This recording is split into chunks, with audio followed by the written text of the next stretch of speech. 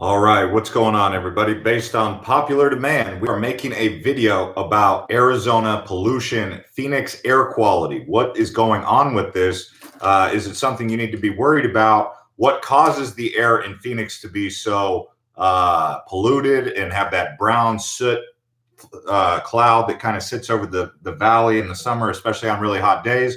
We're going to talk about that, what you can do to help keep the pollution in Arizona at a minimum. And that's what we're going to talk about in this video. So if you're excited to discuss Arizona air quality and pollution in Phoenix and find out where the best cities are, if you need to find good air quality, where they are in the nation, because yes, the top city in America, believe it or not, according to some reports, for the cleanest air is in Arizona. I'm going to give that to you in this video. So crush up the likes and let's go ahead and get started. So Arizona, according to the American Lung Association, okay, Phoenix ranked number 7 on that list in 2018 for worst air quality. Okay, so let's talk about what the American Lung Association is saying, and then we'll talk about what the local scientists and media is saying. Okay, so by ozone, we're number 7. If you're talking about round particle pollution, we don't even make it into the top 20. I don't even see us on the top 25 actually for that one. I could have missed it, but I don't see it. And then by short-term particle pollution, we're also not really doing too bad. We're number 13 on that one.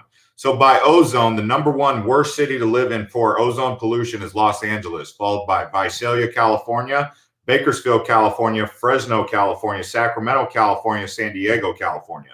So the top 6 worst cities to live in for ozone pollution are going to be in California.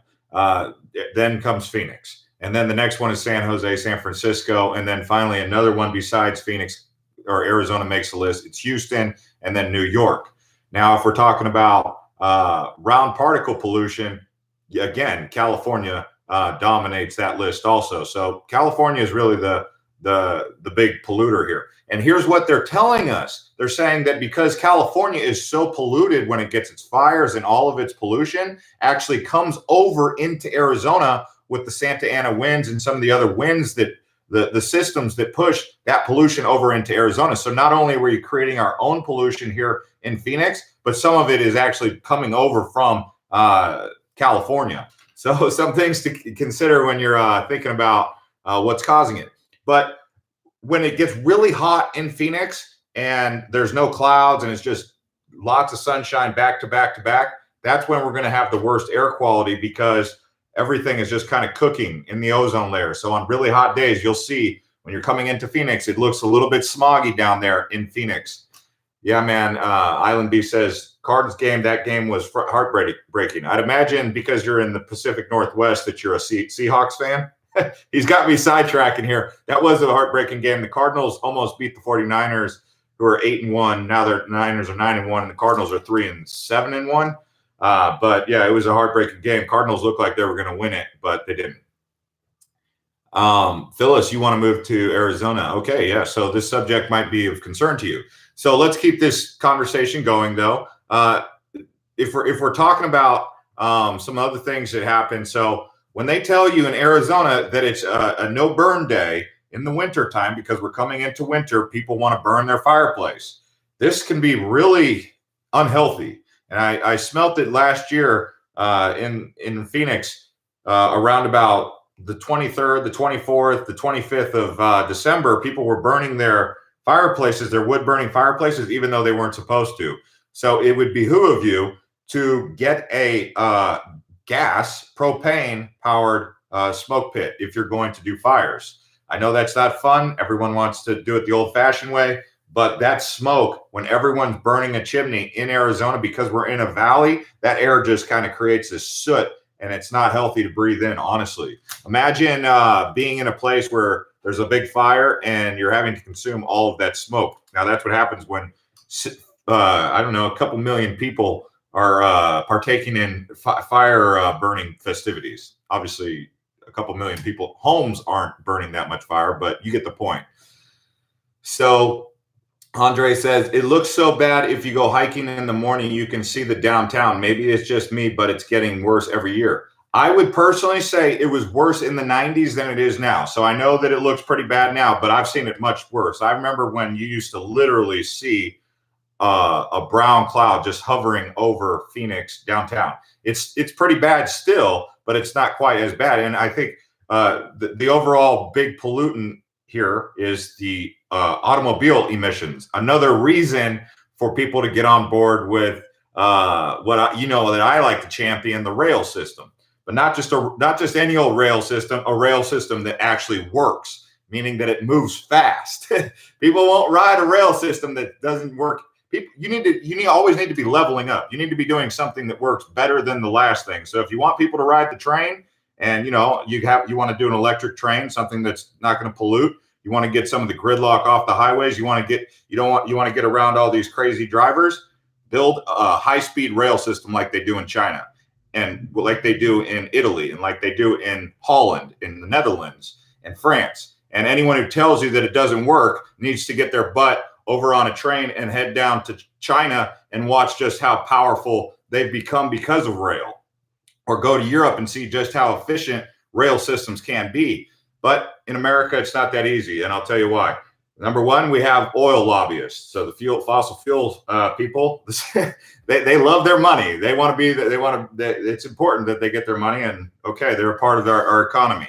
But number two is, when you're trying to build a rail system like that, you've got to go through farms and lots of red tape, and that causes America to not be as flexible as an innovator with transportation as someone like China, who just basically says, hey, sorry, we're building right through here. They don't even think they say sorry. They're just saying, your property is right in the middle of the land. This is what we're going to give you, and that's it. You don't have a say. Well, in America, there's a lot of red tape, and it causes the budget to go way up and always over the limit. So we don't build these rail systems. But if you really wanted to talk about how to fix the air quality in Arizona, it's going to start with the automobile emissions. The automobile emissions are what is really, and it's fossil fuel. So, I mean, trains are going to take a little bit of strain off of it, but it's probably going to continue to get worse if the more cars we get on the road that are burning fossil fuels. So if you're really serious about it, that would be the thing to really have to talk about, is how to get some more alternative transportation systems in place. And the mate says, mash the like button, folks. They are, man. We already got 21 likes. I mean, that's a lot of likes. So that's 23. Thanks, man. Island B, the light rail shouldn't be really that fast. It's making frequent stops. Right. No, so when you build a rail grid, just copying Dubai or copying Italy or France or whatever, they have high-speed rail, and then that connects to a light rail. So the high-speed rail is for long-distance travel. So if you work in Queen Creek and you need to go to Peoria, you take the high-speed rail. You're not going to try and ride the light rail all the way. Now, it doesn't even exist down to Queen Creek, and it doesn't exist down to Peoria. It only goes from Mesa to like Northern, kind of just goes like this a little bit. But you would have high-speed rail to do the long-distance travel. And then it intersects with the light rail that you take the short distance. So you could even do it. The proper way to do it is, and I'm telling you, this is how China's done it successfully. You have high-speed rail, then you have medium rail, and then you have the light rail. So light rail goes 35, 45. Medium speed rail goes 45 to 60. High speed rail goes over 150 to 200 miles an hour.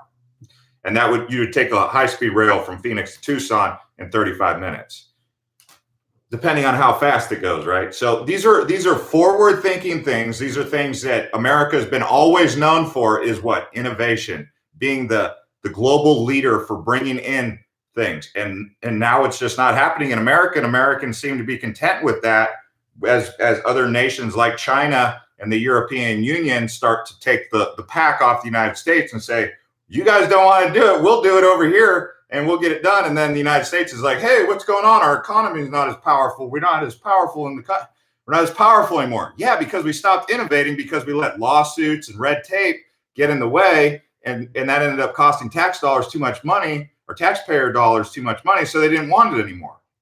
But if we really want to go back to being America of old, the leader, we've got to innovate. And transportation is going to be one of those things. And fossil fuels, more freeways and fossil fuels is not innovation. That's just more of the same. I hate to be the guy who's nagging on that. I know it's not fun to have that conversation, but that's the truth. If you really want to get down to brass tacks and you want to lead the world, you've got to innovate and you got to create new things and you got to power forward and you got to be the people doing that. And transportation is huge because every day people are using transportation. What's the other thing that people use every day? A phone. Phones, I mean, well, that's a whole nother conversation all in of itself when it comes down to technology, right? Peter Brown, when I was out in Scottsdale this past May, I did say it was an air quality day. I personally didn't have issues with my asthma like I do in Chicago. Let's see here. Hey, what's up, Miss Penerb and Miss Laren, Chuck Miller? Let's see here. Okay, so I'm going to keep going on this subject. So if you guys wanted to get some information on air quality, you can go on the apicn.org. That's going to give you the information for across Arizona to tell you when we're having a good day or a bad day, right? In terms of air quality index. You can also go on to another website called maricopa.gov. That's if you want just specific Phoenix. And I did tell you that there was a city in Arizona that's ranked really high for good air quality, Prescott.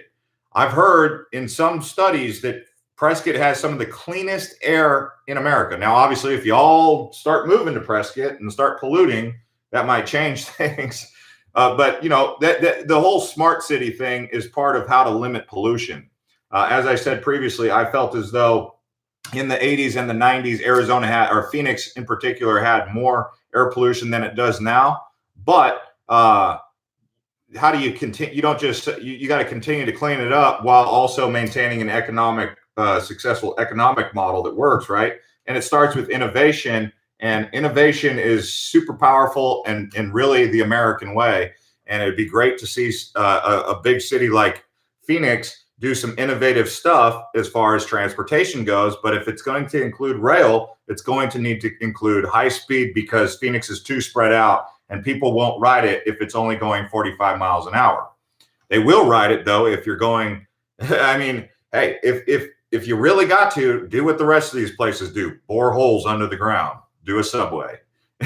You know, that's what most places do. Look at New York City. You go down to Manhattan, everything's underground. Now you go to some of these other places, they do underground and above ground. You could do one of those. But a high-speed rail system, people will ride that, because then you've just connected your whole state, and now you're really successful. You're making the road safer. Hey, and if you're going to do trains, you might as well do it big carriages too, like airplane, like jumbo jet airplanes, you know, like 3 seats on the left, 3 seats in the middle, 3 seats on the right, because we're talking when you're driving your car, how fast can you go? You can go top speed 75 miles an hour, thereabouts. You shouldn't be doing more than 75, although people do 90 and whatnot. But that's what leads to all these car accidents, unfortunately. You know, Arizona is one of the most dangerous places. I think there was 1,000 people that died in a car accident. I don't have the exact number, but 1,000 people died in a car accident last year in Arizona. Close to 1,000 people lost their lives in automobile. So you're solving two problems. You're making it safer, okay, and you're going faster. So it's safe, because no matter what no matter what anyone says, the most dangerous thing you do every day is get in your car and drive. And in Arizona, a place with this many cars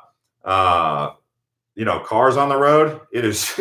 I was just driving over here, and this guy in his big old SUV, he couldn't wait to get around me, and he would always be passing me, and he would get behind another car, and he would just ride their bumper. And you know, I was like, I want to see who this guy is. Turns out he's got 4 kids, and he's just a dad driving.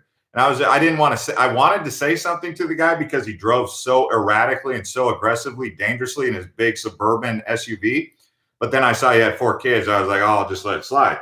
Doesn't mean he should get away with it because he's got 4 kids. In fact, he should slow down because he's got 4 kids in the car. but he drives so aggressively. It was like he was listening to music and just flooring it the whole way.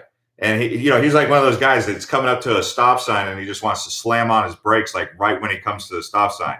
So as another driver, you're like, whoa, I'm going to go through this. I'm going to go through the green light here, but is this guy going to stop? Sure enough, he stops, but he comes in so fast he doesn't care about his brakes or anything. He's just pounding it. Anyway, Noel says I'm aiming for Tucson.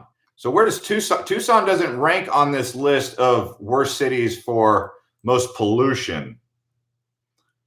I don't see Tucson on there. I see Denver. Okay. And now if you want to talk about cleanest cities for pollution, this is in terms of ozone air quality. I don't know why they didn't mention Prescott on this list, even though I've seen Prescott on other lists. It's Anchorage, Alaska, and Bangor, Maine. So you'll notice it seems like one of the things that's also hurting Phoenix in terms of ozone particulates is we don't have a lot of trees. So if you get a house, try to plant trees out here. But then that leads into the other problem that we have with water. We have a water shortage, right? So, but we also do affluent water. For those of you who don't know what affluent water is, it's recycled water where they take sewage water, the water that you shower with, recycle that water, and then it goes into the lakes at the golf course. That's why you don't want to go into those golf course lakes, okay? You don't want to go fishing in those lakes and eat those carp because that water is recycled sewage water. And if you don't believe me, go down to a water treatment plant where they treat that water. And that's how these golf courses stay so green. They use recycled water. But if you ever are using a hose with recycled water, you'll smell it. It stinks. Just don't drink it, okay? Anyway, thank you to the 34 people who crushed up the likes also. And Zeus the Truth says, Phoenix is way too spread out. Imagine getting around without an interstate. Right, yeah. So it would have to be a high-speed rail network that works. I mean, it would have to be a master. It would have to be a master plan. It would have to be designed smartly. I mean, you could probably just build a straight T. You could build a cross. You could just go straight up north to south and say, I don't know, central, the area of central, and then just go east to west right there in the area of, I don't know, northern. And then from there, you just branch out. So it could be as simple as that if you're laying out a grid for how you would build the rail system. And then you could do an X. I mean, that way you're doing Peoria to Queen Creek and then Buckeye to North Scottsdale. But then again, that would be a dream come true, but they wouldn't do that because people in Scottsdale don't want the rail to go out to them because that would invite the transients, the people they don't want out there doing heroin in their backyards.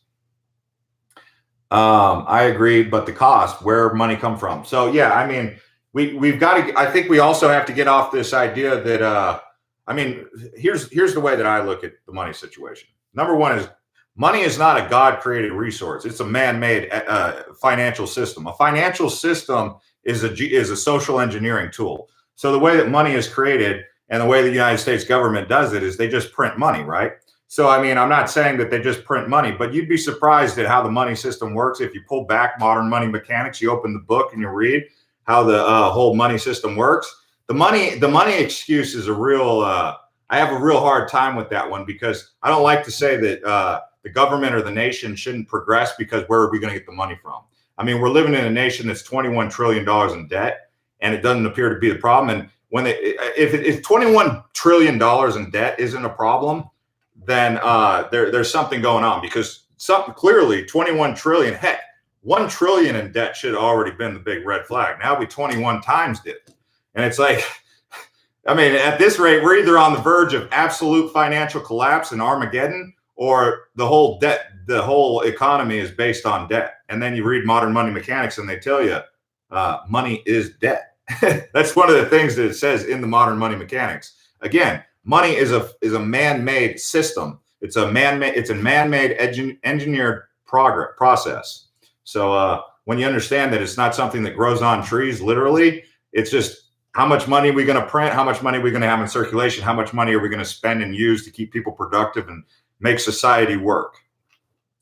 But you know, it's one of those things. So the idea that to say where are we going to get the money for this, I think is a little bit short-sighted in the grand scheme of things. And what I'm saying is we need to become innovators in the United States. But all I can speak for is in Arizona, a growing state. Why not do it here? Why not bring the future here? Why not adopt the same mentality that the Chinese have? The future is now. I mean, why should we be scared of progress? I mean, we've got Elon Musk trying to land rockets on Mars, and he's also trying to bore holes under our streets with Hyperloop. Now, Hyperloop's a great idea. I wonder if Hyperloop will actually be able to use capsules that can, you know, transport thousands of people at a time. Wouldn't that be amazing? Yeah, I mean, we have a light rail here. We already have a light rail here. It doesn't work efficiently because we're so spread out, and it goes too slow. So, like, if you wanted to ride light rail from Mesa to downtown Phoenix, oh my gosh, how long is that going to take? Someone want to do it? I mean, it'll take a long time. But if you just hop on in your car and you drive from Mesa to downtown Phoenix on the freeway, you'll be there in 30 minutes, tops. I mean, some people can get from Mesa to downtown in 20. But you try to ride the light rail from Mesa to downtown, oh my gosh, that'll take you at least an hour and 20 minutes. So obviously you're going to get a car. That's why we're saying high-speed rail, but how to do it and make it work. So money, yeah, money is a part of the conversation. How we're going to fund it is a part of the conversation, but I don't think that should be the big hurdle, in my opinion. Rich Schultz says, you think Phoenix will ever get toll roads? I don't know about that. I'd like to think no, actually. But I mean, toll does pay for better roads. We don't really have bridges, though. You know, like toll roads are usually places that have like really expensive bridges, like you have in Puget Sound area or in Washington or New York or something like that. Island B, get the public sector out of transportation and have it privatized. I'm not a big fan of government-run businesses. Yeah, I mean, well, then when you get into privatization, then you got to deal with potential corruption. I mean, we see that. If you ever look at any transportation project that's over budget, the very first thing that all the locals always say is, yeah, because of corruption, they were just padding their own fat pockets. It's literally like you go to every place, you'll hear the same argument. They're padding their fat pockets. And who's the government? The government's not the one with the big bulldozers. They don't deploy the CBs to go out there and build the roads. They hire a builder who goes out there and does it, but the government hires their preferred vendors who overcharge them and rip them off. So it's kind of like one of those kind of things. It's just mismanagement of funds typically, but also it's kind of almost in a way unavoidable. Every time I've done construction or seen construction, it goes over budget. When I do it personally, it usually goes over budget because there's unforeseen things. So it's like you almost have to factor in that things are going to break, things are going to go wrong along the way. So you might as well just factor that in to the budget.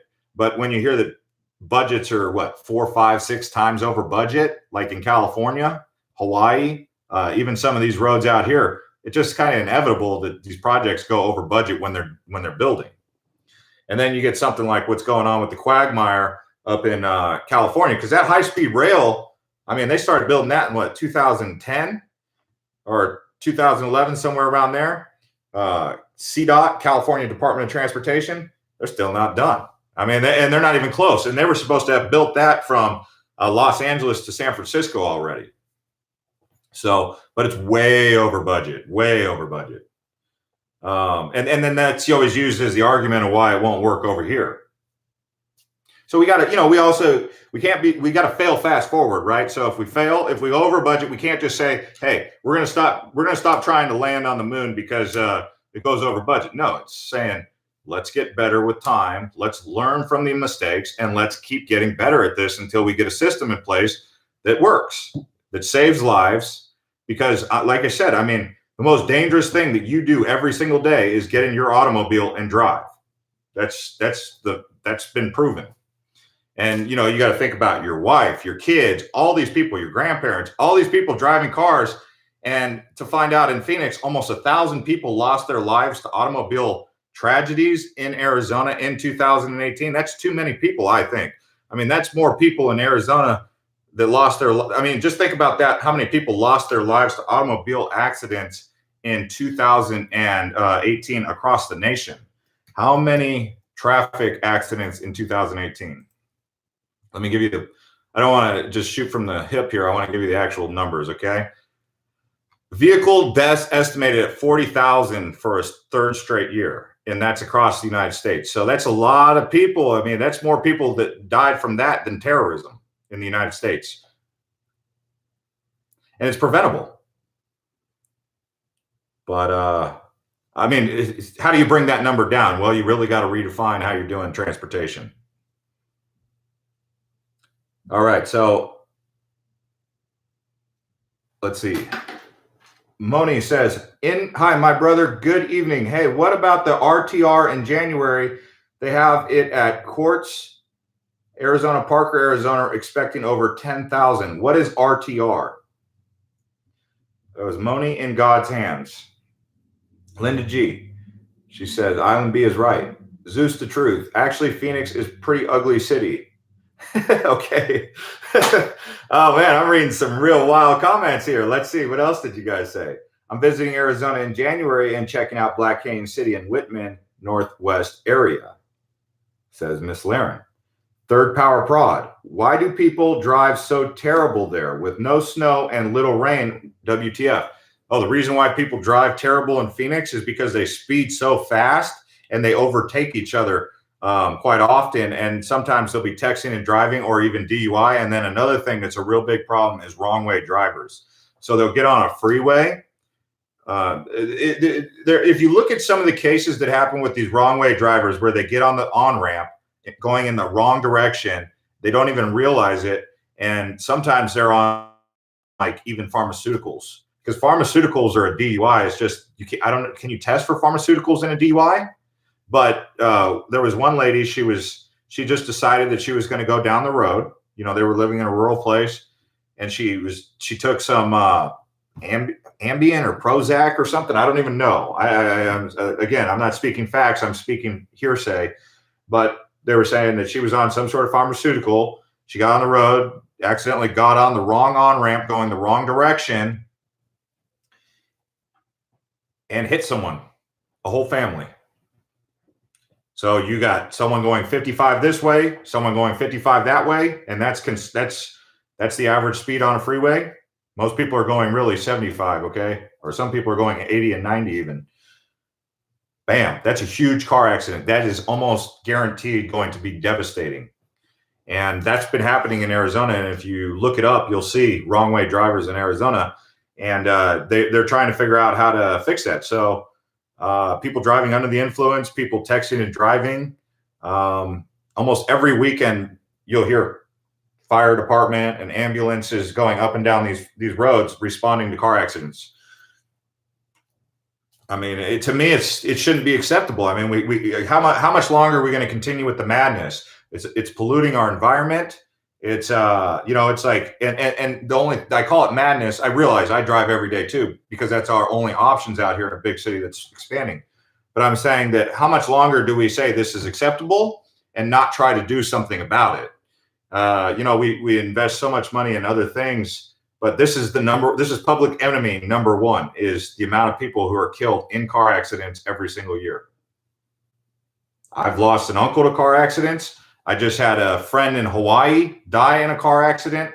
It actually has been affecting me all week. Someone crossed the center line. A young man was driving down the road, and he wanted to overtake someone who he perceived to be driving too slow. So he crossed and he hit head-on traffic. It's so hard that the Honda Pilot, the engine flew out of the vehicle in a head-on collision because he was trying to overtake. Now that happened in Hawaii, but it doesn't matter. This kind of stuff happens here. I mean, we just talked about head-on collisions with the wrong way drivers. So it sounds like I'm ranting, but it's pretty serious in my opinion. So what are some solutions to not just fixing the environmental impact that CO2 emissions from automobiles are having on the environment, but how do we save more lives? I know there's going to be people who are going to say, oh, shush up, Jeff, big whoop. Driving is something that everyone does. It's part of life. I get that. But when you know someone who's been killed in a car accident, it's not gonna be as big of a joke to you anymore. Yeah, I mean, Noel said he doesn't ride motorcycles anymore because of that. And actually, just the other day, someone was killed on the highway riding a motorcycle.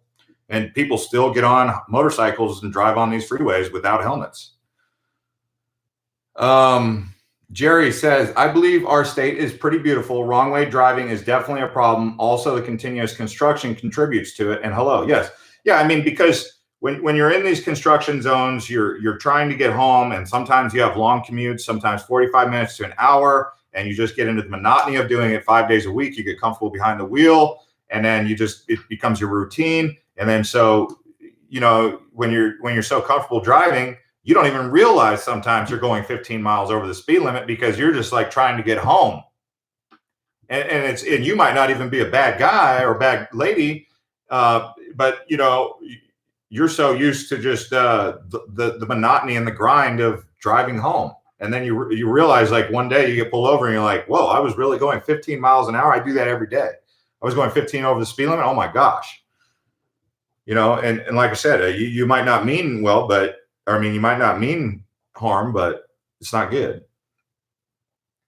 But here's where it gets real tricky is when you get these kids, a lot of them are young people, and some of them have big trucks and it's they drive real aggressive. Noel says, I remember the days before cell phones. It wasn't like this. Yeah, cell phones play a huge role in distracting drivers. I mean, I know people who say they'll be I know people who say they do makeup and use their phone, changing music while they're doing their makeup in their car, eat, text, and drive at the same time. And they'll joke around with you and tell you they do it. And I'm not here to call them criminal or anything, but that's how accidents happen. So I'm just saying that alternative transportation methods need to be considered, but they need to be the ones that work, and they should be things that people will use. People will use. It's like anytime you upgrade a technology, it has to be better than the last, or it has to be like absolutely federally government mandated. One thing that you can do straight out of the gate that's not going to necessarily save pollution in the air, but if you're going to have a highway, for example, that goes 50 miles an hour as a speed limit, and it's only one lane in each direction, the margin of error sometimes is 3 to 4 feet. I mean, if you really think about, and so if you're on a freeway, if you're on a highway that's 50 miles plus, 55 plus, with no center divider, and you're constantly just driving 55, and the other cars are going 55 with the 4-foot margin of error, if you really think about that, it's not very safe. So I'm saying that they could say anytime you're going over 50 miles an hour, a road goes over 50 miles an hour, it's mandated that it has a center line divider or a barrier. Because you don't know who's texting and driving, who's DUIing at 7 o'clock at night on a 2-hour drive home, who's just not paying attention to the road, and they accidentally cross the center line. And these head-on collisions that happen are terrible. They're the worst thing known to man. I mean, these head-on collisions are atrocious. And the thing that scares the heck out of me is a family. I don't know. For some reason, when young people are like mothers are involved with their children in these car accidents, it'll hit you in a whole nother way. And that's that one that happened in Hawaii. I mean, yeah, you hear about it on the news. Oh, a car accident. Okay. But then when you hear that it's a family with young children in it, and that the mother's dead, and now there's 2 children that are going to be without a mother. I mean, that's when you get pissed off. Like, you really get pissed off about that. And then you find out it was a DUI or something. You want to blame the person, but then you say, this happens all too often. We have to think of other things to be safe. You lost your dad to a car accident. See, so I mean, that's I can only imagine how that affected you. Mary says, I retired and my wife and I moved from Paradise Valley to Casa Grande. Every aspect of our lives has improved. Air quality, cost of living, zero road rage. So you moved from Paradise Valley to Casa Grande. So you're saying that it's a little bit more relaxed in Casa Grande than it is in Paradise Valley. Paradise Valley is pretty nice, though. I don't think it gets much better than Paradise Valley. Yeah, Rich, I hear you, man. Rich said it seems like the drunks always survive. It's always the perpetrator that seems to walk away, and it's the victims that end up in these situations. And you're like, what could they have done to deserve an outcome like that? I don't know. This last one, and it was crazy because the two girls, so they lost their mother in the car accident, 35 years old. The girl was 15 with her other 15-year-old friend and the 10-year-old. The girls said the girls were also air vac to the hospital. Their mother was dead on scene. So the first thing I thought was, oh my God, they watched their mother die. But from what I understood is they had blacked out during the accident. They don't remember the accident. They woke up in the hospital. But I mean, I was like, this is crazy that we're still doing this. That we're still doing this. That we're still allowing this automobile. Like we're using roads that were built 55 years ago, before cell phones, before high-speed automobiles, cars that go this fast, and without this many cars on the road. And we haven't even thought for a second that we can upgrade what's already been built or improve upon what's been built. And we still accept that as status quo. So yeah, I am ranting now. Now I'm ranting because it hit home with me. When you know someone that passed away in a car accident like that, it becomes like, and not just one person. This has happened too many times now. It's happened too many times. It's the number one killer that I know. I mean, it's almost, I've known more people who passed away from automobiles than cancer. So Noel says, yeah, I stopped drinking and driving a long time ago when I was a teenager. I was so stupid to have had done it, but I wouldn't have lived with myself if I ever killed a family or a child. Yeah, I mean, I don't know how this guy, that he walked away from the accident, the guy who crossed the center line and hit her head on. He walked away and he was released from the hospital that day. Most of the people on the island, I mean, if we were going off of tribal law, I mean, that guy probably would have been, the island would have had its way with him because they said he was intoxicated. But that was how pissed off people were that he took that young mother's life. All right. So anyway, yeah, driverless cars, that's one solution. We've seen that. I've seen some driverless cars. I saw Tesla actually. Oh, thank you to the 45 people who crushed up the likes getting this video out there. Now we're having a conversation. We've got 65 people watching actually. But yeah, so it's just crazy. Thoughts on Page, Arizona? Page, Arizona is out in the middle of nowhere. There's, like, if you look at a map and you zero in on Page, there's no trees, there's no vegetation around Page. Page is literally just like out. It's like, I almost want to call it just like in the middle of Monument Valley. It's not necessarily Monument Valley. It's close to Antelope Canyon, close to Horseshoe Canyon or Horseshoe Bend and the Grand Canyon. But Page is just a really small town. If you're LDS, it's probably a great place to be. If you love Utah, it's probably a great place to be. I mean, Page is so close to Utah, you might as well just call it Utah. You know? Why are you trying to go to Page? Drunks survive because they're relaxed. Yeah, maybe. I don't know. Yeah, maybe they just kind of like, whoa, just flop around a little bit. I don't know. I don't even want to think about it. I don't know how many people are drunk on the roads, but just any old night you're just out on the roads in Phoenix. I mean, you're bound to see crazy drivers every night.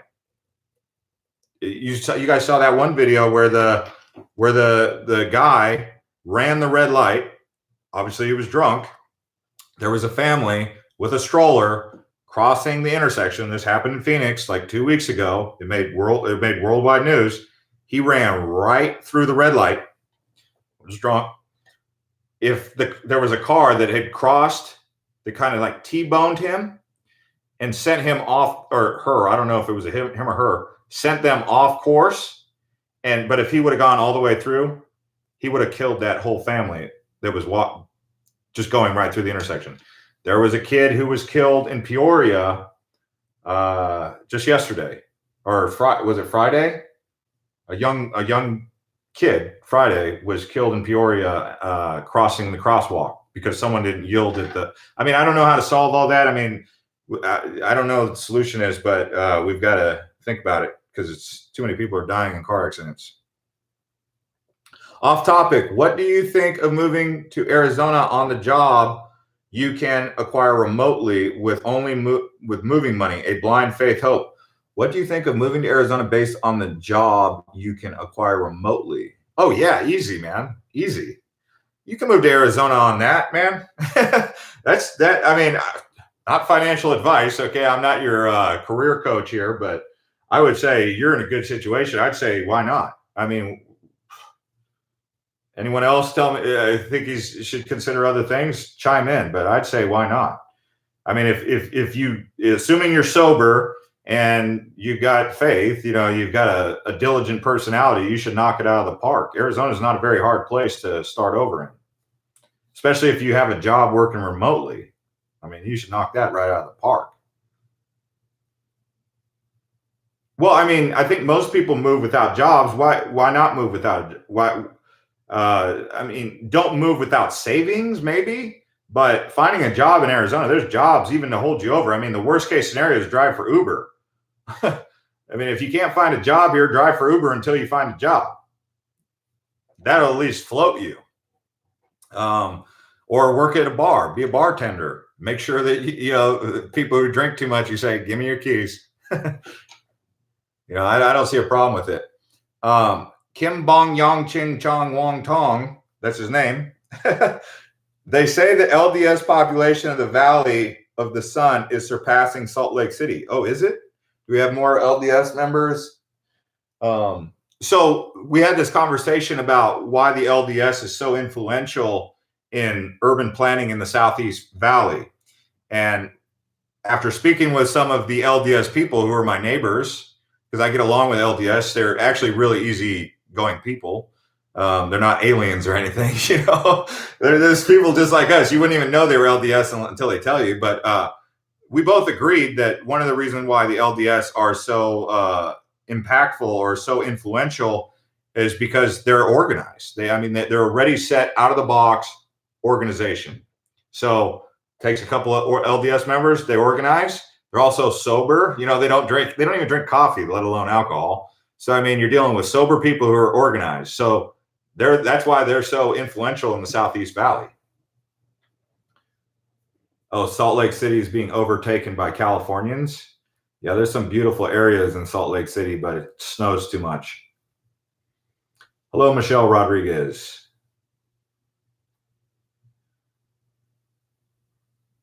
Rich Schultz says the lady in Tempe was killed by a driverless car. Yeah, they have that. Google has a pilot program in Arizona called Waymo, and Waymo is a startup that is to be like Uber without drivers. So no driver, no human driver. Just you get in the van and you'll see them actually in Gilbert, in Chandler. I don't think I've seen them in any other city, but it's called Waymo, Waymo. Google it. And but whenever I see a Waymo car, they always have a driver in there, unless the passenger is sitting in the driver's seat. I don't know. It could be possible, but it looked like the Waymo cars that are the driverless cars of the future that Google's using. I mean, if that's the solution is driverless cars and that's going to eliminate human error, then so be it. Okay. But I still think we need a rail system. Mofo Games. I hate Waymo. That's what he said. They got rid of that in Houston. Wish AZ would get rid of that program. I've never used Waymo. I don't know. I mean, it sounds like something that would make sense, but we'll see. Third Power Prod. Not moving without a job, moving when I get a job there with only money to move. I got to get out of Michigan. You're talking about Michigan? I mean, dude, I've moved a lot. I've moved California, Hawaii. I've moved with money in the bank. I've moved without money in the bank. And my policy on moving is if you feel in your gut you got to do it, then you got to do it. I mean, if the universe, God, whatever you want to call it, is telling you that you need to change, then that's your cue to the corner pocket to do what you got to do. I mean, unless you don't trust your gut, but if your gut's telling you, I mean, then I've had it happen, in my opinion, okay, that when I have it in my gut, if I don't do it, my blessings are still waiting, so to speak. You know, my luck is running out unless I'm doing what I'm supposed to be doing. It's kind of like my my fate, right? So if my fate says that I need to make a move and I keep procrastinating it, and I'm a procrastinator, when I do that, from my experience, it's almost like, wow, I always end up saying, why didn't I do it sooner? Now I have no interest. I gain nothing from you moving or not. I'm just saying from my experience, having moved around with the military and even after the military and playing around and doing stuff like that, I operate off of faith. I mean, I'm like, hey, that's my next move. Chapter 10 is going to happen, and I'm going to write that chapter on my terms, and I'm just going to move forward. Procrastination, I've discovered, is not the way to be. That's just me. Miss Lauren says, I love the advice. I'm heading to Arizona. Yeah, I mean, it's just, yeah. If you got the urge, man, and you're just waiting, and you're like, find yourself in that situation, like, what am I waiting on? What am I waiting on? And you just find that you're still in gridlock. Things aren't improving. Things just keep getting worse. It's like, I take that as a sign. You know, I'm not trying to be new age spiritual. I'm just saying, like, maybe you need to change. You need to change. And if you already know and it's calling you and you've been getting the calling and you need to act on it. Now, when you get here, you got the fire under your butt. You go for it. You go get it. If you might hit a couple roadblocks along the way, but you keep on grinding. It's like Beyonce says, if you get knocked down, dust yourself off and try again. I mean, you just don't give up. It's the life. That's the daily grind. And I'm reading a book by Phil Knight from Nike. You guys know the guy who created Nike, Phil Knight. The book is called Shoe Dog. It's a good book, but it's one of many entrepreneurial success story books that I've read. I've studied Steve Jobs from Apple. I've studied Bill Gates, Phil Knight. If you look at all of their stories, all these successful people, they've all been knocked down. I mean, even Trump, the president of the United States, he's gone bankrupt before. Remember that story where he said, you see that homeless guy over there? He has more money than I do. That's what Trump told the guy. But the point is that, I mean, every person that you're going to talk to has a testimony that includes challenges that they had to overcome along the way. Nothing's free. If something's free, then I'm concerned. You know, it's not that. I like to get things that I earn, because then I know I earn my keep. You get it? So yeah, you can't be afraid to play. It's like the Cardinals in the 49ers. It's like, okay, I don't want to play in the game because I might get tackled and I might get hurt. But those guys, they shoot and boot every single day. They get in there, they get hit, they get tackled, they get knocked down. Some of them want that. They crave it. They love it, because that's what gives them life. So if you find yourself in a situation where you're stagnant, life's not moving forward, I mean, heck, I find myself in that situation quite often also. I've got my other travel business, Island Hopper. I'm coming up to where I've got to start traveling again, going to Asia and Australia. And I'm kind of procrastinating because I'm waiting on my tax guy to get me all that. But at the end of the day, I could probably go here by the 1st of December, maybe. You know, and knowing me, I'll go, because I always operate on this. I practice what I'm preaching. I go for it. I know there's reasons why I shouldn't go, but sometimes you just got to do it. You just got to get in the car and go. You just got to get on the plane and go. You got to pack up the U-Haul and go. And but if you're not getting the calling, then don't do it. If you're not getting the calling, don't do it. If you don't have the gut instinct telling you to do it.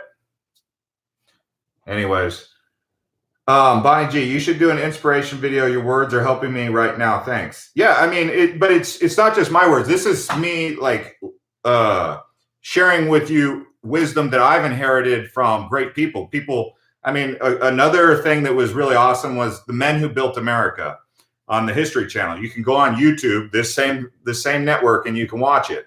They got one for Vanderbilt.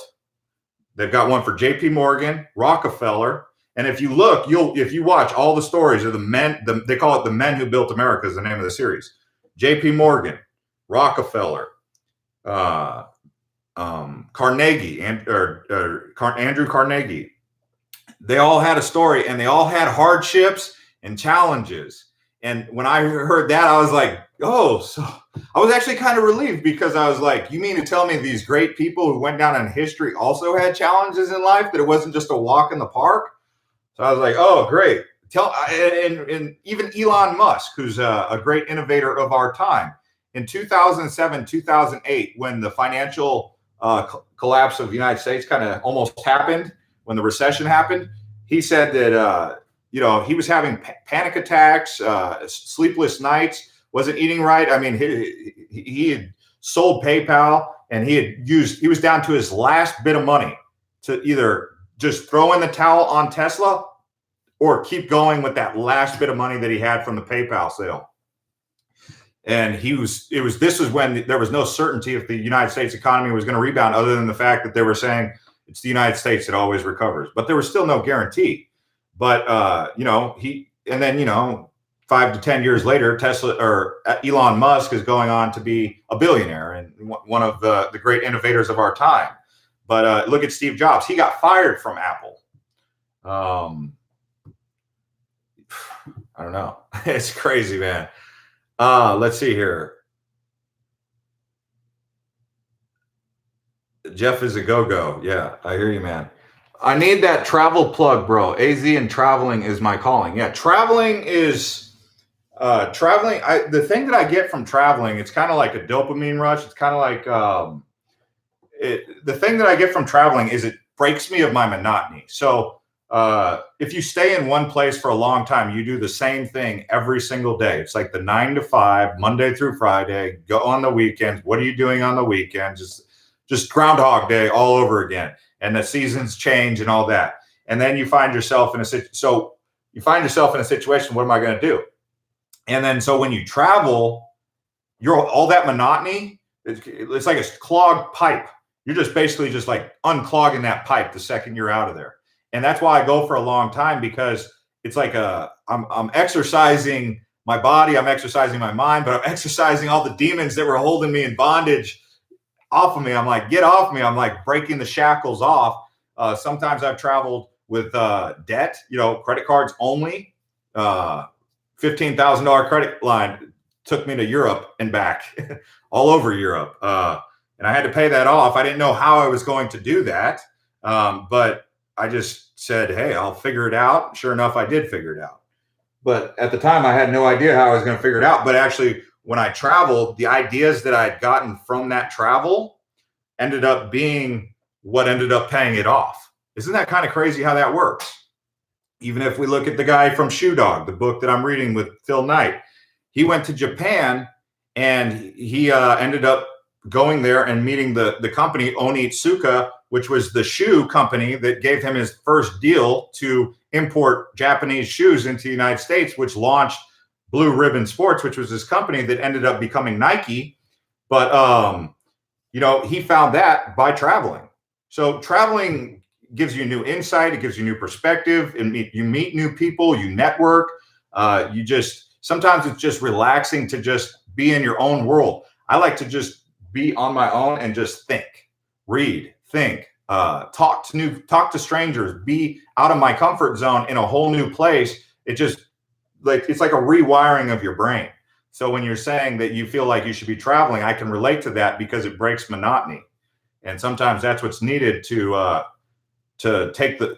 break the shackles off, whatever's got you in a mental prison or depression or whatever you could be dealing with. Who knows? I mean, we all go through that. But that's the thing. When you're in that depression or you're in that anxiety state, you've got to be, you got to remember that it's not permanent. It's like it says, even in the scriptures, there's scriptures, like reading ancient wisdoms, whether you're in Tibet or you're in Jerusalem, wherever you are, the rain doesn't last forever, because what happens when the rain passes? Then comes the sun and up comes the flowers and the vegetation. So it's like, you might be in a time where you're just where the clouds are gray and it's like a fog that you're in, and it might last for 1 to 2 years. And then all of a sudden, once that passes, it's on to greener pastures. So that's that. Every time I end up in a funk, I always just buckle down, focus on something really hard. And I say that once I pull out of that, this is what I'm going to do with that. And it's usually travel, and it works every time. So anyway, guys, Turkey, Armenia are gorgeous. I've never been to Turkey or never been to Armenia. I should go to Turkey. Turkey just keeps coming up. So does Egypt. So does Morocco. I've been to Dubai. I've been to the Middle East. I love the Middle East, actually. A lot of people, Americans are always so scared because of what the media tells them. And in fact, I don't blame them for being scared, because if I only knew what the media told me about the Middle East, I wouldn't go to Dubai. I wouldn't go to Bahrain, Oman, or Muscat, places like that. But when you're over there, you're like, yes. You're like, this is awesome. I'm in the Middle East. You feel like Lawrence of Arabia. And if you're by yourself, you even feel like, and then you eat the food and you're like, wow, I ate the food. I ate curry, or I ate Turkish Lebanese food, or whatever. And same with China. When you're actually in China, you're like, wow, I am so out of my element. This is kind of scary. But then when you leave, you look at your passport, you got the stamp from China. It says you were all over China. You went to Guangzhou, Shenzhen, you went to Beijing, Shanghai, Tianjin, wherever you go, Great Wall of China. You look back on that and you're like, man, I am so much more rich because of that. The money that I spent on it doesn't even matter, because what the experience I got out of that is going to build so much character inside of who I'm going to become, that I don't know what the dividend or the payout is going to be, but I'm wiser and stronger and better off because of it. If you live through it. I mean, there is a little bit of that adventure side. I mean, there is some adventure to it. I mean, you literally kind of are like Indiana Jones. There is times where you'll be traveling India or Tibet or something, and you'll kind of be like out doing something. You'll be like, this is, you're not necessarily on a rope swing with a cowboy or with a safari hat on, getting chased by people who are trying to shoot at you, but you kind of do feel like an Indiana Jones type. And I think that's kind of exhilarating for me. There was times like, if I was to flash back, like being in Thailand, for example. In southern Thailand, they have a lot of Muslims. And, what's the media tell you about Muslims, right? It's kind of scary. So anyway, so I get on this boat. It's called a longtail boat. Just me and this Muslim guy. And he takes me way deep into the Andaman Ocean. Just me and him. And it was kind of like, when I was soliciting him to give me the ride, he wasn't really communicating with me. I was like, why am I going to get on this boat with this guy? Well, I was like, because I want to go to Pota Island. I want to go to Chicken Island. That's the name of the island. It's Chicken Island. And I got on the boat with him, and I was like, when we were out to sea, I was like, man, this guy, he could totally just like, if he really hates me or he hates Westerners or Americans, he could totally just like, he might have a weapon on board. I'm just a tourist with my back turned to him. But guess what? I'm here today. And I gave him a tip. He was cool. We ended up talking a little bit. But, it's things that I might not have done had I listened to the media. Let's see here. How long are you staying in one spot at a time on average? It just depends. Sometimes like 2018, I spent 6 months on the road, 6 months in an office. In 2019, I spent 2.5 months on the road, and 8 months, 7.5 months in an office. 2015, I spent probably 5 or 6 months on the road. So, I mean, I'll sometimes spend 5 to 6 months on the road, which is my favorite, because if I'm going to go, I don't like to fly to Tokyo and then see Japan and then fly back. I'll usually go to Tokyo, then I'll go to Singapore, I'll go to Hong Kong, I'll go to China, I'll go to, Vietnam, I'll go to Philippines, I'll go south into Bali, Indonesia or something. I'll go to Dubai, and then I might go south to, Australia. And then by that time, I'm so used to traveling, when I have to come home, it's kind of like, man, I got to go home now. Actually, the one time I was gone for 6 months at a time, I did get travel exhaustion, which meant that I wanted to keep traveling, but I had the finances to do it. It was just, I was literally out of energy. I had travel fatigue. So travel fatigue sets in. It's not like a disease. Now, bear in mind, when I'm traveling, I'm still getting sick. You go through, you do get sick more when you're in foreign countries. You might get a stomach virus or stomach bacteria from something you eat that your body's not used to. You might drink ice that's contaminated. You might eat some food. You might get some germs and get a cold that you haven't had. That's just Chinese germs are different than American germs. It's real. And you might be down and out for the count for a little bit, right? Maybe 3 to 5 days. The worst I've ever had it was hot flashes in my bed in Thailand. Thailand, I got my butt kicked in Thailand by some hot flashes. Like, and oh my gosh, thank goodness, man, that I was in Honolulu and this guy had told me, he's like, oh yeah, you're going to Asia. If you get sick, get this stuff called ciprofloxacin. I said ciprofloxacin, and I was smart enough, literally I wouldn't even call it smart. I just so happened to like type it into my phone. How do you do it? And I like, it's CIPRO flaxin. So if you get sick, you take Cipro, like you go into the pharmacy and you say, hey, can I get this right here? And he'll know exactly what it is. And he gave it to me, and 2 days later, the fever broke. But I mean, you get something like that, you might, if you don't get medical attention, you might be really screwed. It could get worse. So you got to take an antibiotic. Phoenix air is awful. I drive from the 51 to the 202 every morning, and up on the ramp, you can see the dirty air in the entire valley every single day. It's bad. I mean, that area has always been the area where you could see the worst pollution of Phoenix, the State Route 51. And that's because you're coming in north off of Patswa Peak, which used to be Squaw Peak, and you could see down into the valley. And as you see into the valley, you get a nice bird's eye view of what it looks like to see all that. And so, yeah, you do see it. That's actually if you guys want to know what he's talking about, go to the State Route 51 headed from Paradise Valley down into the Valley of Phoenix. That's the area he's talking about. Noel says, I thought valley fever was just people tired of Arizona, but it's an actual thing. Yeah, valley fever is an actual thing. I've never known anyone who's ever gotten valley fever, though.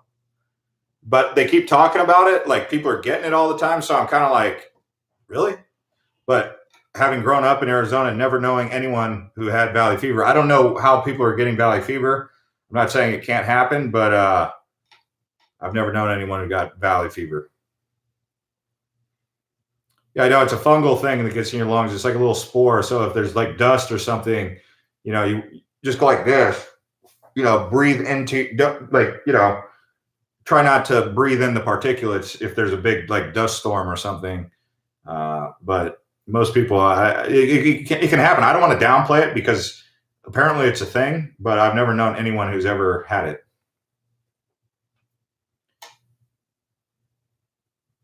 The traffic here wasn't so horrible. I would still love Arizona, says Mofo Games. We call that humidity in Mississippi. Valley fever in California called, I'm not even going to pronounce that, but I hear you, Bonnie. All right, guys. So I am heading out. 70 people are watching. 63 people crushed up the likes. Thanks to everyone who crushed up the likes. This was a good chat. We went on for an hour. And if you guys have any recommendations for other videos, do let it be known. If you haven't joined us in our group Living in Arizona on Facebook, I will drop a link below. Check the citation below in the description. You can click and follow us on Instagram or our Facebook page. We've got lots of people in there. We're now at like almost 3,500 people in there. So it keeps getting bigger. And the turnout, the questions, the communication, the interactions are all strong. So if you want to carry on this conversation there, go over there and we'll see y'all next time.